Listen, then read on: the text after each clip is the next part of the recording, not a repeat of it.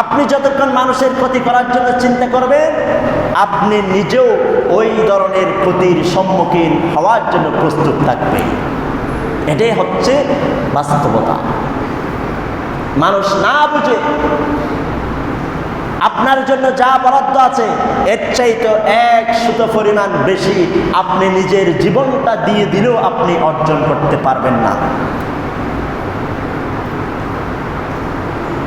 যা বরাদ্দ আল্লাহর পক্ষ থেকে আসছে ততটুকুই আপনি পাবেন। আপনি মনে করছেন আইনি পদক্ষেপ নিয়ে বিভিন্ন সালিশ বৈঠক হাবিজাবি করে অন্যায়ভাবে 1 শতক জমি আপনি বেশি নিতে পারবেন না, জীবনেও সম্ভব না। আপনার বরাদ্দ যদি তাকে আপনি পাবেন, নতবা আপনি জীবন চলে যাবে, মামলায় ঝুলবে, আইনজীবীরা কোর্ট কাছারিতে টাকা খাবে, পুলিশে প্রশাসনে খাবে, আপনি কিন্তু ওই অন্যায় কাজটা সফল করতে পারবেন না। এটা আপনার তাকদীরে আল্লাহ তাআলা লিখে দেন নাই। এই জন্য আমরা যা আনার জন্য নাই সেটার জন্য আমরা বেশি দৌড়ঝাঁপ দিই, যুদ্ধ করি। আমার যা কিছু আছে সেটা নিয়ে আমি সন্তুষ্ট থাকতে চাই না। এই কারণে আজকে সামাজিক এবং পারিবারিক যে সমস্যাগুলো তৈরি হচ্ছে, জমি জমা নিয়ে খুন খারাপি, বাইয়ে বাইয়ে মারামারি হরহামেশা ঘটছে আমাদের সমাজে। এর ফলাফল কি? আপনি কয়দিন বাঁচবেন? এরপরে আপনার মুখোমুখি হতে হবে না? আপনার ওই ভাইকে যে হত্যা করলেন, আঘাত করলেন, সে আপনার সামনে অভিযোগের পাহাড় নিয়ে আল্লাহকে হাজির নাজির করে সামনাসামনি দাঁড় করাবে। আপনি যা কিছু চেষ্টা করেছেন দুনিয়াতে অর্জন করার জন্য, ছেলে সন্তানদের জন্য, আপনি তো কিছু ভোগ করতে পারবেন না। এই জন্যে এই দুনিয়াবী বিষয়গুলো নিয়ে মানুষের মধ্যে সহনশীল আচরণ আমাদেরকে করতে হবে। মানবিক মূল্যবোধ আমাদের ভিতরে জাগ্রত করতে হবে। মুসলমানদের শ্রেষ্ঠ বৈশিষ্ট্য হবে এটি। রাসূল আকরাম সাল্লাল্লাহু আলাইহি ওয়াসাল্লাম অন্যায়ভাবে কোনো কাফের সাথে খারাপ আচরণ করেন নাই। রাসূলকে হত্যা করতে এসেছে, ঘটনাক্রমে ধরা পড়ে গিয়েছে, সাহাবারা সিদ্ধান্ত নিল এই লোকটাকে হত্যা করতে হবে। রাসূল বলছেন না, হত্যা করা যাবে না, তার সাথে সুন্দর আচরণ করতে হবে। রাসূলের এমন মনোমুগ্ধকর সুন্দর আচরণ, মানবিক আচরণ দেখে রাসূলের উপর আক্রমণকারী ব্যক্তি মুহূর্তের ভিতরে কালিমা পড়ে রাসূলের কাছে ঈমান এনেছে। সুবহানাল্লাহি ওয়া বিহামদি। এটাই হলো ইসলাম এবং মুসলমানের চরিত্র। আমাদের মধ্যে আজকে এই বৈশিষ্ট্যগুলো হারিয়ে যাচ্ছে। আমরা দিন দিন পাষাণ্ড হিংস্র প্রাণীর মতো আমরা হয়ে যাচ্ছি। এই জন্য আল্লাহ সুবহানাহু ওয়া তাআলা ঘোষণা করলেন, ওয়ামান আহইয়াহা ফাকান্নামা আহইয়ান নাস জামিআ। যে ব্যক্তি কোনো মুসলমানকে হত্যা করলো, সে প্রমাণ করে দিলে তার ভিতরে হিংস্রতা আছে। মানুষের জীবন নাশের মতো শক্তি বৈশিষ্ট্য তার ভিতর আছে। যদি কোনো মুসলমানকে কেউ হত্যা করে, আল্লাহ রাব্বুল আলামিন বললেন সে যেন সমগ্র মুসলমানকে হত্যা করলো। নাউযু বিল্লাহি মিন যালিক। ওয়ামান আহইয়াহা ফাকান্নামা আহইয়ান নাস জামিআ। একজন মুসলমানের উপরে আক্রমণ হতে দেখে পিঁপড়ার মতো ঝাঁপিয়ে পড়ে ওই মুসলমানকে যদি আক্রমণ থেকে রক্ষা করা যায়, হত্যা থেকে রক্ষা করা যায়, আল্লাহ সুবহানাহু ওয়া তাআলা বলছেন সে যেন সমস্ত মুসলমানকে এই হত্যা থেকে রক্ষা করলো। আল্লাহু আকবার। ফাকান্নামা আহইয়ান নাস জামিআ। আপনি যদি কোনো একজন মানুষের জীবন বাঁচান, এটার অর্থ হলো আপনি সমগ্র মুসলমানদের জীবন বাঁচিয়ে দিয়েছেন। যার ভিতরে মানুষ খুন করার হিংস্রতা মনোভাব আছে, এটার অর্থ হলো তার ভিতরে কোনো মানবিক মূল্যবোধ নাই, তার ভিতরে কোনো মানবিকতা নাই। সে যে কোনো মুহূর্তে কাউকে কোপ দিতে পারে, শুট করে মেরে ফেলতে পারে। সে একজন যে ব্যক্তি খুন করে, সে বারবার খুন করতে উৎসাহিত হয়। তাহলে বুঝে গেল ওই ব্যক্তি সমগ্র মানবতার জন্য, সমগ্র মুসলমানদের জন্য শত্রু। আর যে ব্যক্তি কোনো মুসলমানের জীবন বাঁচালো, বুঝে গেল তার ভিতরে মানবিকতা আছে, মানবিক মূল্যবোধ আছে, মানুষের প্রতি দয়া আছে, মানুষকে উপকার করার মানসিকতা আছে, সে একজনের জীবন বাঁচালো না, সে যেন সমগ্র মুসলমানদের জীবন বাঁচিয়ে দিল। সুবহানাল্লাহ, আলহামদুলিল্লাহ। এই জন্যে এই ধরনের কাজ হতে দেখলে আমাদেরকে এগিয়ে যেতে হবে।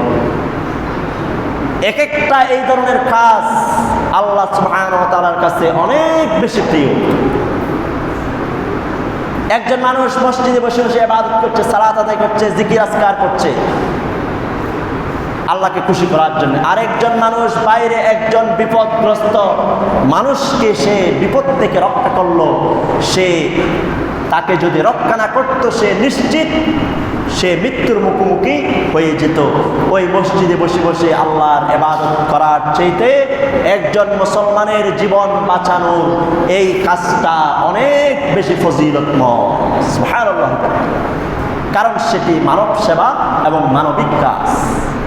ওই মানুষ যদি জীবিত থাকে সে তার জীবনে অনেকগুলি ভালো কাজ করবে, সে আল্লাহর এই জমিনে অনেক কিছু করবে। সে তার অসমাপ্ত এই কাজগুলি করার জন্য যে ব্যক্তি সহযোগিতা করলো, আল্লাহ সুবহানাহু ওয়া তাআলা তার এই আমলটাকে বাড়িয়ে দিয়েছে।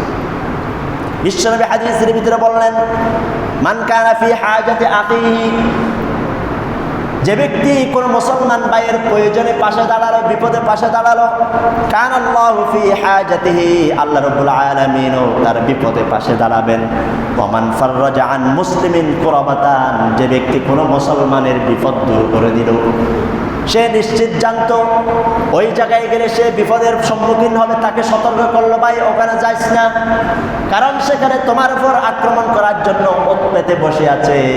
এরকম বিপদ, ছোটখাটো বিপদ থেকে যদি কেউ কাউকে বাঁচিয়ে দেয়, রক্ষা করে, রব্বুল আলামিন বিশ্বনবী হাদিসের ভিতরে বলছেন, ফাররাজাল্লাহু আনহু কুরাবাতান মিন কুরাবি ইয়াউমিল কিয়ামা, ওই একটি ভালো কাজের কারণে রব্বুল আলামিন আখিরাতের লক্ষ লক্ষ বিপদ থেকে রব্বুল আলামিন ওই ব্যক্তিকে বাঁচিয়ে দেবে। সুবহানাল্লাহ। লক্ষ লক্ষ বিপদ, শত শত মানুষের অভিযোগ নিয়ে যখন কিয়ামতের ময়দানে দাঁড়িয়ে যাবে, আল্লাহ সুবহানাহু ওয়া তাআলা এই রকম বিপদ থেকে ওই বান্দাকে রক্ষা করবেন, অর্থাৎ তার জাহান্নামী নাম থেকে আল্লাহ সুবহানাহু ওয়া তাআলা তাকে জান্নাতি মানুষের কাতারে শামিল করে দেবে। সুবহানাল্লাহ, আলহামদুলিল্লাহ। আর বলেছেন বিশ্বনবী, মান সাতারা মুসলিমান সাতারাল্লাহু লাহু ইয়াউমাল কিয়ামাহ, যে ব্যক্তি কোনো মুসলমানের দুষ্টটি গোপন করলো, জানার পরও প্রকাশ করলো না, ব্যক্তিগত কন্ট্যাক্ট করে তাকে বুঝিয়ে দিল, ভাই এই কাজ করা যাবে না, কারণ মানুষ খারাপ বলবে, কেউ যদি দেখে ফেলে তাহলে তোমার মান সম্মান শেষ। আজকে শুধু আমি দেখেছি, আমি গোপন করলাম, পরবর্তীতে তুমি কোনোদিন ওই অন্যায় কাজ করতে যাবে না। এই ধরনের সতর্কতা দিয়ে যে ব্যক্তি কোনো মুসলমানের দোষ গোপন করলো, বিশ্বনবী বলছেন কিয়ামতের দিবসে আল্লাহ সুবহানাহু ওয়া তাআলা ওই রকম ব্যক্তির গুনাহের মতো কাজগুলি গোপন করে তাকে জান্নাত দিয়ে দেবে। সুবহানাল্লাহ, বিহামদিহি, সাতারাহুল্লাহু লাহু ইয়াউমাল কিয়ামা। কিয়ামতের দিবসে আল্লাহ দোষ গোপন করার মানে কি? দোষ গোপন করবেন মানে গুনাহগুলি আল্লাহ তাআলা হিসাবে করবেন না। ওই যে সে দুনিয়ার মধ্যে মানুষের দোষ গোপন করেছে, এখন যদি আমরা কেউ দোষ কারো পাই, ডাক ডোল পিটিয়ে ফেসবুকে স্ট্যাটাস দিয়ে বলে দেয় যে অমুক ব্যক্তি এই কাজগুলি করেছে, জনস্বার্থে কিছু বিষয় আছে যেগুলি প্রকাশযোগ্য, সতর্কতার জন্য। কিন্তু ব্যক্তিগত ছোটখাটো একেবারেই একান্ত প্রাইভেট বিষয়, ঘরের ভিতরের বিষয়, মানুষের ব্যক্তিগত বিষয়, এগুলি প্রকাশ করার কি আছে?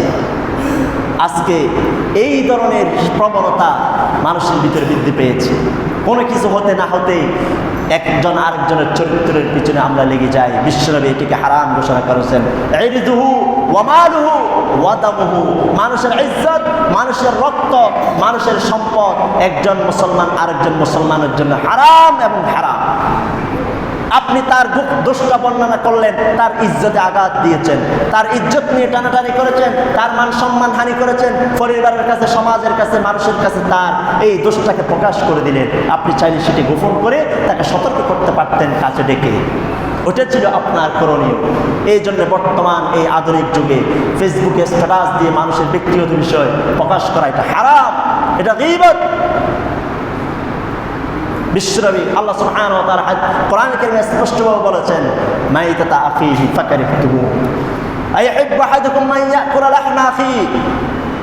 মৃত ভাইয়ের গোশত খাইতে যেরকম অপছন্দ হবে, মানুষের কোনো দুষ্ত্রুটির কথা মানুষের কাছে গিয়ে প্রকাশ করা, এই অনলাইন প্ল্যাটফর্মে প্রকাশ করে দেওয়া, এটাও সেই ধরনের হারামের পর্যায়ে পড়বে, যেটা প্রকাশযোগ্য না।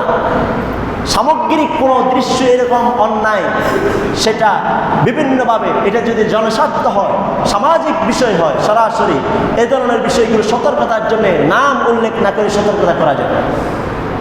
কিন্তু ছোটোখাটো ফ্যামিলিগত ব্যক্তিগত সব কিছু একেবারে এখন আমার একজন আরেকজনের কাছে কোনো নিরাপত্তা নাই।